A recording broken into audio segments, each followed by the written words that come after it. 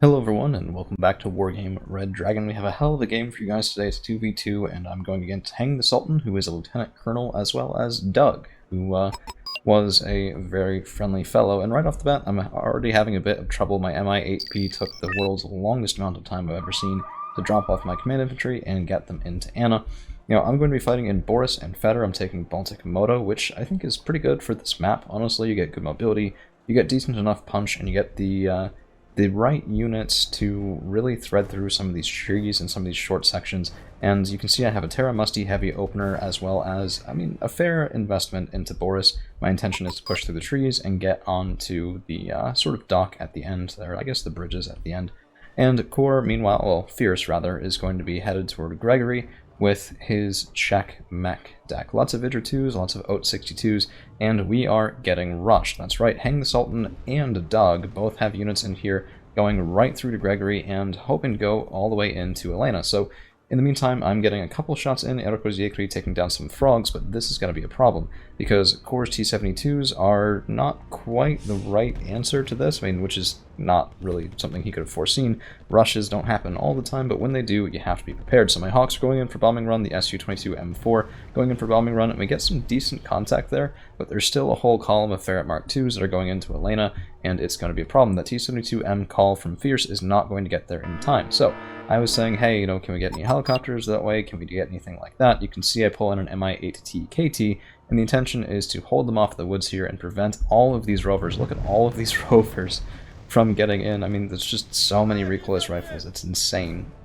how many recoilless rifles that is. And it's a big micro stress as well, so Fierce was having some trouble with the micro, and that's entirely understandable at this point.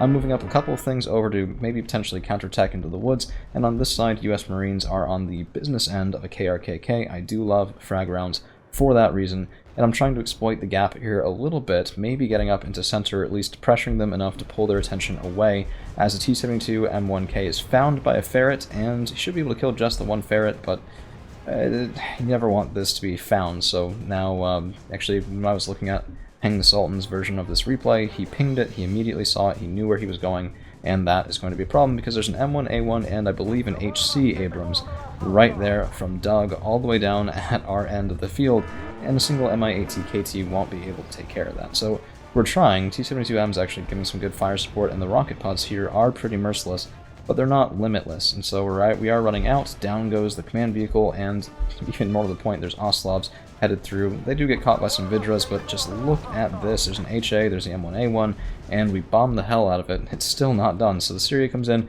grabs a nice quick tank kill, but that still does leave the M1A1 and the HA on our side, and very unhappily so. Now, what I will say is by this point the rush was basically dead, and you have to take a second to take a look.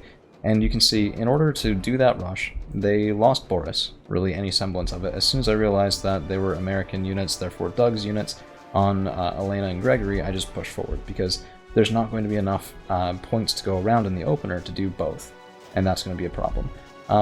And yeah, they got Elena, and we are losing at a +2 right now for our opponents, but at what cost? So down goes the Aardvark. Those tanks over on Elena are isolated now. They don't have scouting, they don't have a lot of support, and they're going to be relatively easy to take out. On the other hand, we now have to do a lot of base defense to get in and be safe about it. So ITO 90 getting a couple of nice kills here. You can always count on these guys to do most of your anti-air needs. I think that's actually a downed helicopter in the woods. Looks like an Apache, but I'm never really the best at identifying those. And meanwhile, Fierce is just going, hey, let's do this, let's go through, let's see what we can get. If the Snezka can even get guns on a DAP, that's a pretty good investment as well. He was clearly not expecting to face autocannon fire, and that's a pretty nice kill on that side. Very much worth it. The single Snezka is 30, while the DAP is, I believe, 60-65. I don't play USA too much, but should be somewhere around there. So about 2-to-1 payoff. Even if the Snezka is lost as well, it's still worthwhile. M113 MRVs, and we saw a lot of these this game. I'm not really used to seeing them. I think Sultan was taking just an Aussie deck, so it is a little bit of an unusual thing there. Not really the most meta, but surprisingly capable. Yeah, Quicksilver also favors Anzac, I think, and geez, I've been on the receiving end of that too many times before to underestimate it. But you can see what the cost of losing these woods is for the blue force out of the field. You get units firing from the sides, you lose this forward position in the woods, and then nothing back here is safe, and that's definitely a big problem. Syria comes in, kills one of those 20-point vehicles because, you know, I had it, I was going after one of the heavy tanks, but I wasn't quite able to get it, and now we're rotating the Mi-8TKTs back and forth, one of them shooting, one of them reloading his guns, while I'm headed into Cap Boris to stop the bleed, because we do need to retake Elena. This is a problem. We don't really have eyes on this side of the map, so there could be reasonably reinforcements coming through here that we don't really know how to stop. But that should be kind of taken care of quickly as Fierce is getting some infantry up, Snezka's up and forward, and the two T-72Ms, they needed to be forward, they needed to be in Elena already. The fact that they were back here to heal up is good, but it's not really great. I mean, at that point, you're not using these guys to win the fight against the Abrams. You're using them to spot the Abrams while we hit them with the Syria far too close to our own base for them to do anything about it. That's really the goal. So Kartniekri get up and forward and taking out some cavalry scouts. We also spot M8 AGSs, and this is where I have the bright idea to move spike teams up. So the idea here is to get up to roughly there, or if I can, this section of woods, although this one is a bit more predictable, and then get a couple of nice side shots in, anything reinforcing in. It's just always inching farther and farther back the zone of control into center until I might be able to counter-cap it or, you know, take out their command vehicle or something like that. So they are retreating out. Combat's here. The Pion should be able to kill them. It's just my only anti-air in the area is an Iroquois that's out of ammunition and an Ito 90 that's also out of ammunition. We did also have an Mi-17 that I put back here just for this reason, taking out some infantry that were trying to go around, and they had a very, very, very bad day.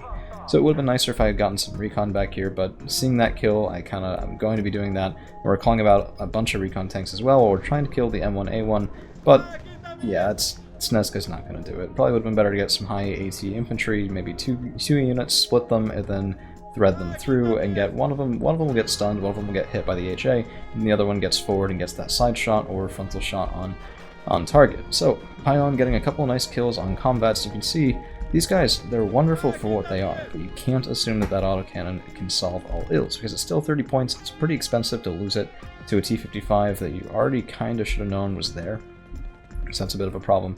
Meanwhile, the HA is taken out, and that's very nice to see that shell of a tank down on that side, and the M1A1 is left. XA-180 won't be able to kill it either, but we're just trying to spot. My Syria, though, goes 0 for 2, and that's going to be a big miss off of that plane, which unfortunately means the T-72Ms have to go in and try to do the job, while my Mi-17 is getting up here just ready to cap something in this area, whether it's Feder or Elena, depending on if we can clear things out. So, Rifleman quad stacked, Rifleman 90 quad stacked. I didn't have the tools available to punish it, but the reason that I didn't have the tools available to punish it was because of the investment that was going on into retaking Elena. So ordinarily what you'd see is a howitzer response, maybe some mortar response, because, yeah, I mean, these guys are only 15 points apiece, but that's a 60-point blob right there of Rifleman 90, who on their own aren't the most effective things. So Commandos 90 and a bunch of other stuff moving up into the woods, Motostrelci won't be enough to stop them. I mean, they're just 10-point line infantry, and Commandos 90 are some of, in my opinion, the most cost-effective, certainly that they could be facing. I mean, they're no Stuttruppen, but they're still pretty good. Big bomber coming in, and he does take some fire for it, but yeah, let's switch. Just watch those bombs drop. Yeah, not the best vision. But that was probably about 5-6 kills right there. Most of the Commandos 90 just gone, so sometimes it is worth it, and the AA wasn't quite sufficient, which surprised me because you have a USA player that's usually pretty capable for that. Anzac, the tracked rapiers are maybe not the most reliable, but they are pretty effective. This kind of pissed me off. So AH-1J Cobra does get a nice kill on Kartniekri, and that's well deserved. It's a good use. But then he gets too close, and we get him down to 1 point of strength left, still shooting in, just gets out of range, and then takes out the Kartniekri. And I was sitting there going, you couldn't have gotten that kill? Really? That would have been nice? But hey, I mean, panicked infantry don't always behave all that well, and you gotta be used to that, you gotta expect that. My command infantry are headed up toward Feder. It's probably a bit too early of a call out, but I was happy with Fierce recapping Elena just because I think it was better for him to have more of his focus on that side of the map, while as I'm operating up in this section mostly, and that means that I'll have my eyes on the top part of Feder a lot more often, and that means I'll be able to babysit this a bit better than he would, while as he's looking over here, and so he can see that command vehicle and can really do a lot more for protecting it. So that was just the thought process there. There was a little bit of a mid-game lull here, so we're going to fast forward just a touch into +2, while I'm getting a bunch of charioteers ready for, well, I'm not going to call it spam, but I'm not going to call it spam, if you know what I mean. And I'm also getting a bunch more infantry up and forward. This is some more Iroquois, some more frontline infantry, because I didn't want to get pushed out of that woods again. Big thermo MiG coming in, and this was actually brutally effective. So there were some anti-air infantry in here, there were also some special forces in there, actually I think shock, not special forces, and they're both gone, just deleted by a thermo MiG, which is part of why that thermo MiG is considered to be as good as it is. Hawk 51 makes a bit of a mistake. I wanted to kill the bell, but he did a little bit of a weird turn because I lost vision, and then he had to go around again, and it just ended up being a sort of a weird thing. Not my favorite deal. Renako Yekri Charioteers, my only regret is I didn't have Raskazin Korima up here because their recoilless rifles, I mean their standard musty guns, 1400 meter range, would have been pretty nice in this area. What you can do with them is you can get recon infantry up, and you'll be able to see into some of these woods depending if it's vehicles, and the Raskazin Korima can shoot across the gap, and it really is pretty effective. So a bit of a missed opportunity there, and I'm just trying to pad this out a little bit, make sure we don't get pushed in, because my allies' units are still a little bit light, but the Sergei and the Rom plus a little bit of recon infantry should be able to do pretty good for shoring up our defenses in case the Lieutenant Colonel does another push. So charioteers are going up and forward trying to get spots on things, but taken out, and that looked to me like a combat. So that should tell me that no, we shouldn't really do this again, but Spike Team is up and in position. This is exactly what I was talking about. There goes, I believe that was the 60-point version of the recon Bradley, which, hey, I mean, for two Spike teams, rather, that's pretty good. 40 points with the spikes, 60 points with the kills, and we still have a bunch more ammunition on them, 9 separate shots that can be used. Now, NZ SAS, this was an interesting thing. I don't know if their gun was off or not, or they were just right-clicked, but the PC-76B should not be able to kill NZ SAS. These guys are elite training, and the M72 Law isn't amazing, but it's still 20 rounds per minute, 13 AP power against 2 frontal armor. So it was a bit of a shame that Sultan's NZ-SAS weren't able to take this guy out. I think just then he realized, but now he's panicked, he has a slow rate of fire, and they actually shot in at the Zil, believe it or not. So, yeah, that was a bit of an unfortunate engagement that could have been pretty impactful on this side of the field, although they'd still have to get through Renako and a bunch more PT-76Bs, which I don't really think is that likely. I have called out a Rak 91, and we've already gotten one volley on the way. We'll see a couple more here, but actually a bit of a combat between ZSU and, well, a comvat that didn't really end in my favor. So I thought that the 5 frontal armor would be pretty decent against the combat's 3, but I think what's killing me is the relative accuracy. So 15% accuracy 2 HE versus, I mean, 5 AP power is better against armor anyway, and 70% base accuracy is just brutal, brutal stuff. It's a very effective infantry fighting vehicle if you can support it properly and not have it run face first into a Pion again. So I think we have a little bit of a range of skills on display at the moment, because Sultan's game has been pretty tight and honestly very nearly succeeded with Anna, while as Doug has sort of had a bit more trouble. So, I mean, it is what it is. It's kind of, it's what happens when you get into random lobbies. So oftentimes your teammate will maybe not be as experienced, or sometimes they'll be absolutely amazing. I've met some really good players on random lobbies, and just I've been carried, it's a whole big sort of thing. So, a nice kill here. I really don't know what this is. If anyone does, leave it in the comments, because, I mean, hey, recognizing things off their silhouette is always good. It kind of looks like a troop transport, maybe the A3, not really sure. But, yeah, again, I don't really play US all that much. When I do, it tends to end poorly, so, you know, we'll learn them eventually, but not right now. In the meantime, another thermo MiG, and I think he's just trying to clear out those trees completely, because this is just blind bombing, which on the one hand you shouldn't do, because it risks your planes for not much reward. On the other hand, if there's not enough anti-air to take it out, then that's not a problem. We actually did get a kill on a tracked Rapier back here. We saw it shoot in against one of the planes from my ally, and then the Rock 91 followed up. It's a pretty decent kill list. Hawk 51s are going in to try to take out those recon infantry, so we saw them for a minute. They were actually reasonably effective and cleared out Fierce's units, and then the Hawks are just trying to clear that woods. I wouldn't have sent them both, except again, we'd had pretty good luck with the bombers, and we did in fact get the kill there, so it clears things out. Now the Svatava and the Motostrelchi aren't going to be spotted. Bit of an odd choice, the Svatava, but I've used him before, and I don't like him in this position, that's all I have to say, but passive scouting can be very nice. I would have also liked to see the Snezkas move around just a touch more than they did, but it's really hard to recover when you get pushed that hard in the early game. You can start thinking to yourself, I mean, just absolute panic, and you don't always put things in the right place. I think recently I was told by Quicksilver, of all people, that I have a remarkable ability to call in the wrong answers at the wrong times, and that's really just exacerbated when it's a tough game and I'm losing.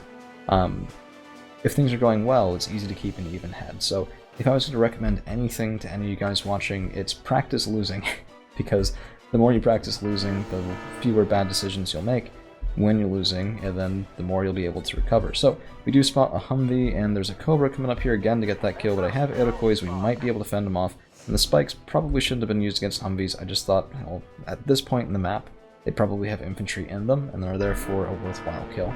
Iroquois do get the shot off, down goes that Cobra again. Actually, Ito 90 still getting another shot, just showing that long range is absolutely beautiful. I love it.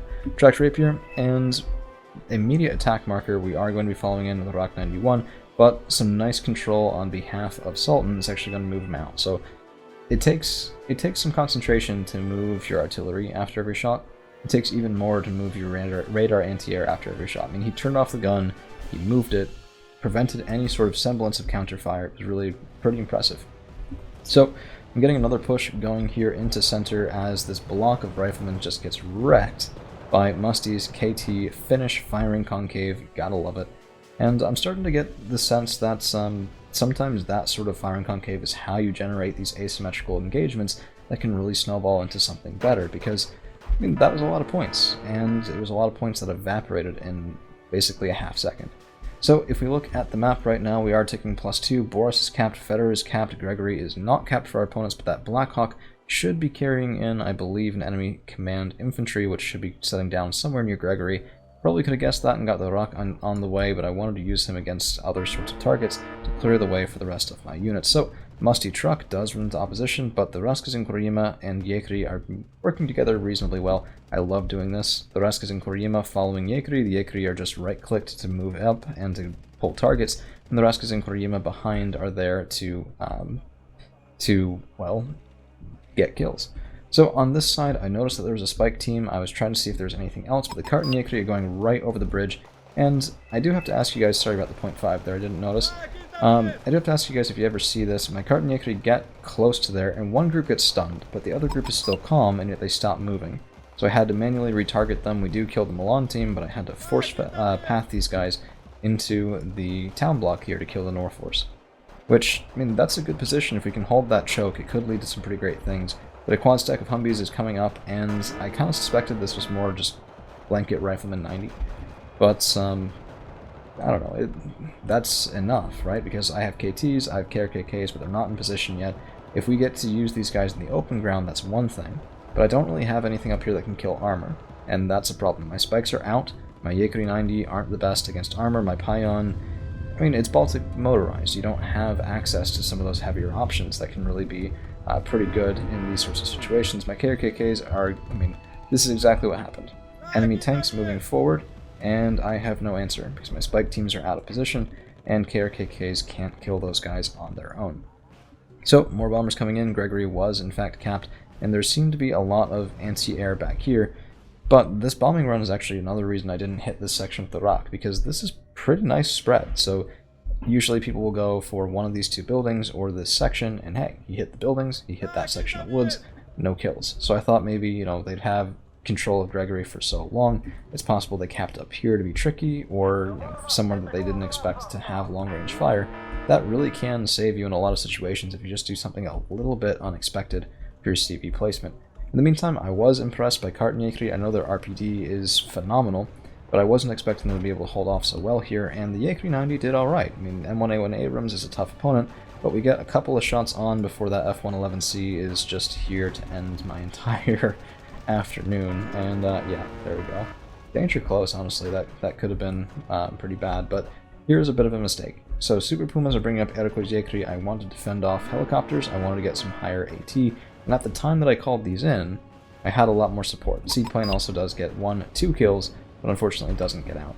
But when these guys are dropped off, now I've lost this position. I don't have KTs, I don't have KRKKs, I don't have standard Yekri to hold the front line there, and because of that, my Iroquois are overexposed. I lose 6 of them right away to a single shot when the Super Puma explodes, and you can see I'm trying to get them back here. The Ito-90 is retreating as well.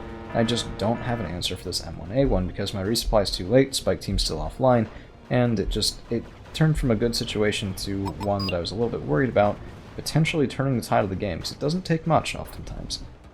You can be having a good offensive, and then you lose it, and that's just the end, right? So, but in this case, it didn't really end up like that, in part because I had this secondary defensive line. And it's at this point I want to say this game ended up being somewhere close to a 3-to-1 kill death. And if you like that sort of thing, if you like these sorts of games, and if you're still hanging around, I do suggest that you check out the Discord, as well as maybe leave a like, share, subscribe, anything that you want to do to help the channel grow. I dare say I even have a Patreon with exclusive content for those of you who are interested in that sort of thing. Although I understand if you're not. So, Pions are probably some of my favorite units. I also love Yugoslavia because of the AN recon tanks that can fire with some semblance of stealth are amazing, although he is spotted just there. And I did finally get tired of the Bell 206, so double Hawk, first one gets the kill, but it pays to be sure. So at this point, Fierce and I were talking, and I was trying to get him to go over into the far woods in Gregory and roll up this side, because he has a good position here. Panzerovnici are pretty good against anti-infantry and anti-tank. I mean, higher than normal rate of fire, 15 rounds a minute on the RPG-7V with 70% accuracy, and that really can mulch things when properly supported. But in order to feel comfortable countercapping Gregory, we really had to get more of a presence on this side, because if I bring in command infantry and we just get pushed immediately into that town, it's a big waste of money. So that wasn't something that I wanted to do, or even come close to doing. It just wouldn't really be worthwhile, right? So, I don't know, it's one of those where you can kind of get this idea in your head, you're playing against a Lieutenant Colonel, that anything that you do is going to end in rather tragic failure. But we had such good, I mean, these were some serious plane trains, and well sequenced as well, so the bombers getting in, followed by seaplanes meant to catch those guys, and just even better micro on Sultan's part. So he almost took out one of the seaplanes and really just went to show us that, hey, he's watching, he's really paying attention to what's going on. Phantom 2 in the air, but my Kartnikri killed all of those riflemen and the combat and more besides. Very proud of these guys. They deserve a promotion, that is, if they survive. So that's Koho and Reonamo's Kartnikri, squads, I suppose. It's the best description. So I'm doing another push here, and it's all cheap stuff, just trying to get those valuable kills with Charioteers, Raskas, and Kurima. Anything that I can spot, anything that can potentially take out at cost is pretty good. Oslov PCs, of course, are 10 points, but the infantry inside is often much more expensive. And the Pion behind could be able to get some good work. We also take out a Chaparral with the Raskas and Kurima, which that right there paid for the entire push. That's how I justify this. The Raskas and Kurima are 15 points each, the Charioteers are relatively cheap as well, and we got a pretty nice, pretty expensive kill. Unfortunately, it looks like Doug here did get tired of my Kartnikri, and he will just quad stack riflemen on top of them. And again, I was a bit slow with the Rock 91 play, otherwise I could have just gotten some revenge there, and it would have been a much better thing. However, SASR are spotted, they are moving back, they don't want any part of that long-range fire from a KT, and that's the combination with Iroquois and a KT. I don't want these guys fighting SASR, because they don't have a tertiary. But if they spot them and we get some good work done, then no problems with that, none at all.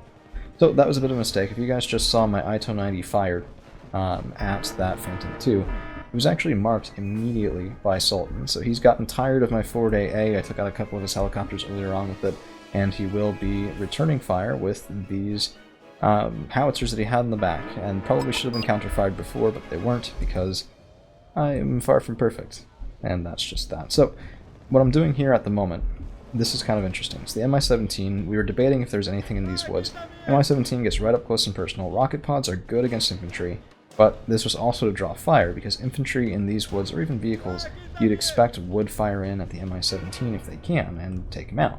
So by putting him right there, I was kind of making myself a bit more comfortable with the idea that, yeah, we might be able to, 1, push here, and 2, might not expect a counterattack from that section right off the bat. So it was a bit of a probe. It was a bit of a, okay, will this immediately die? If no, please proceed.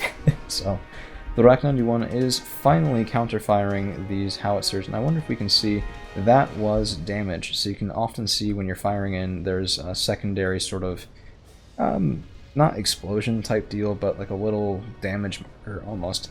Yep, there it is again. So we did hit a couple of things there with that Rock 91. It's right on the reinforcement line, so you do have to be careful about that when you're positioning your artillery. Don't put it next to stuff, because if someone does what I did, excuse me, what I did and fires a Rock 91 at you, you're going to have a bad day, and it's going to do more damage than it needs to, which is never a good way to have a cost-effective game. So we have countercap Gregory now. That means I'm ticking at a +2, and Sultan, honestly, they got up to 185 before we really were able to recover Elena, but now it's about, well, almost 2-1 in our favor, and that's going to be pretty hard for them to recover from with only 13 minutes left, and considering the board position, which, I mean, this side is pretty fully developed, not really worried about too much of a counterattack there.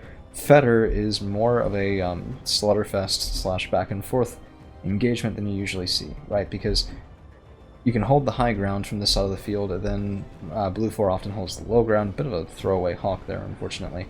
But what I'm doing is I'm going after the SASR, I'm trying to clear out a couple more things on this side of the field, and we do get the SASR kill as well as the other hawk getting out, so I thought maybe not quite cost-effective, but it certainly was, it was what I wanted it to be. Losing the KT was not, because that anti-air piece was supposed to be killed by my hawk bombers.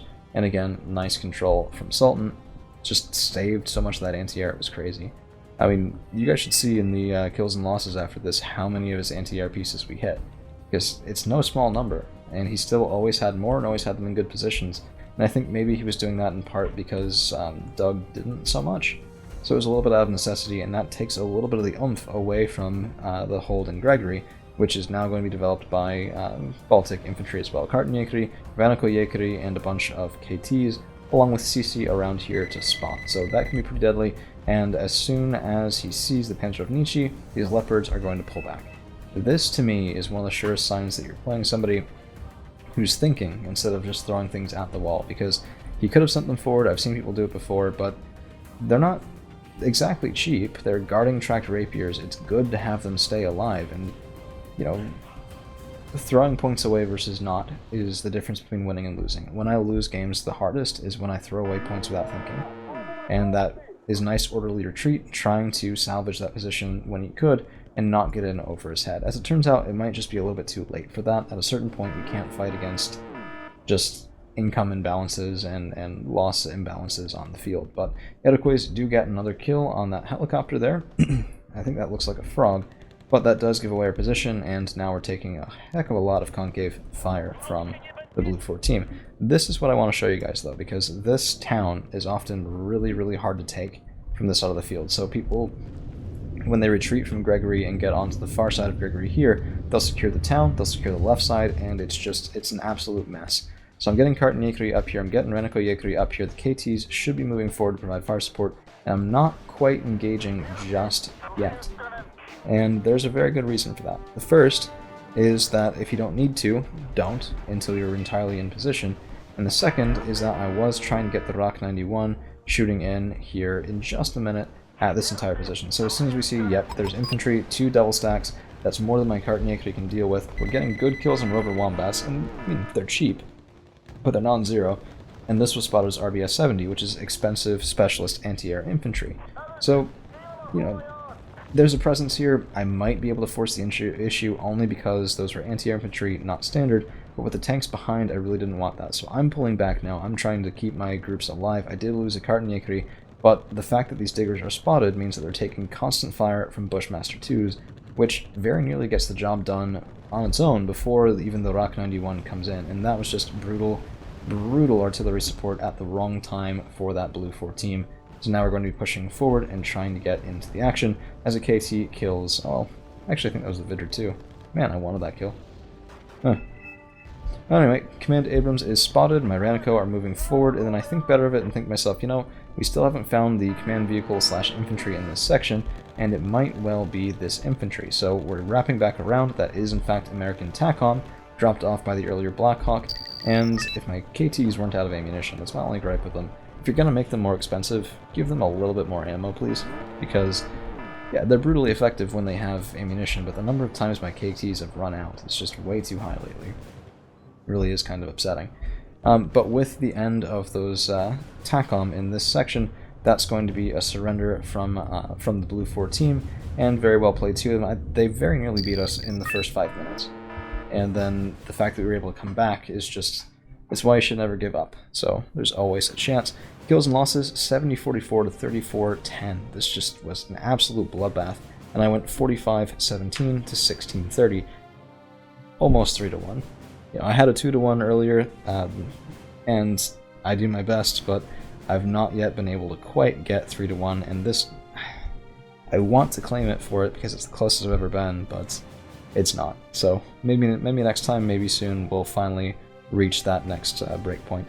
In terms of units that did well, the Ito 90 was a brutal murder machine, killing Navy SEALs and a Frog, Bush Ranger, Cobra, Apache, and a DAP, and the rest was just pretty value. So Spike teams did very well, killed an M1A1 Abrams, an M8 AGS, lots of nice value there. Carton crushed through US Marines and Cavalry Scouts, while KTs did their thing, defending us against that initial push. So that's a couple Rover kills, it's a Ferret kill, M3A1 Bradley, and the Syria wrapped up both an HA and an M1A1 from that side as well. So no complaints there. MiG-29 got an Aardvark and an F-111C, and the Pion, this guy was alive for most of the fight. I think he did die toward the end, but just persistent value out of a well-placed recon tank it's a recipe of success. So, alright, that's all we've got for you guys today. Thank you all for hanging around, and we'll see you again real soon.